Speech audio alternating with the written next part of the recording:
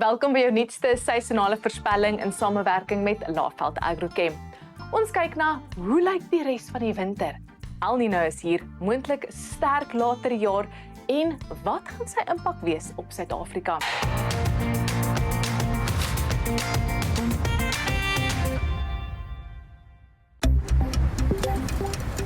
Die weer word met trots aan jou gebring deur Laveld Agrochem. Saam boer ons vooruit. Een van die belangrikste klimaatsyne wat ons tans dophou, is hierdie El Niño. Nou, El Niño beteken maar net dat, soos ons hier kan sien, die seevlak temperature is bo gemiddeld in die Stille Oseaan tussen Suid-Amerika en Indonesië. En die jongste voorspelling dui daarop dat swak El Niño toestande waarskynlik vir die res van die winter en lente sal voortduur.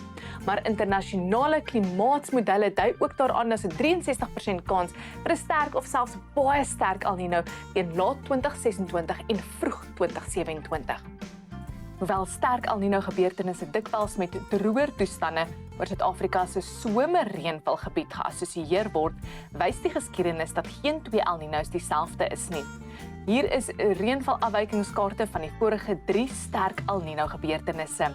Let op die oranje wys waar ondergemiddelde reënval voorgekom het, maar ons kan sien daar is ook sommige streke wat naby aan normaal of selfs bo normaal reën ontvang het oor die gebiede in die wit en blou, ten spyte van 'n sterk El Niño. Die belangrikste boodskap is dus dat El Niño nie droogte waarborg nie. So, wat wys die seisonale voorspelling? Wel, agter my kan ons sien die Suid-Afrikaanse weerdiensmodelle dui steeds op 'n natter as normale sein oor die sentrale en die noordooste gedurende laatwinter en vroeë lente, terwyl droër toestande oor die verre weste en die winterreënvalgebiede verwag word.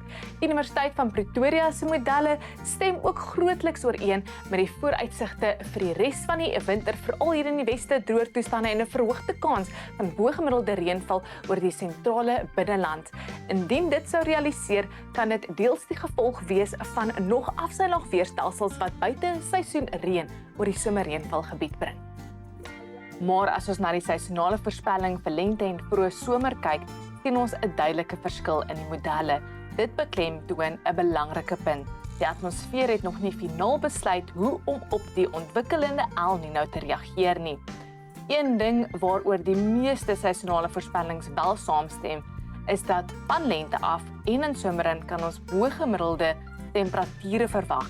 Dit verhoog die kans op gereelde en meer intense en langer hittegolwe gedurende die komende somer. Die goeie nuus is ons damme lyk nog gesond en ons het tyd om voor te berei. Hoewel El Niño ons weer kan beïnvloed, bepaal dit nie ons toekoms nie.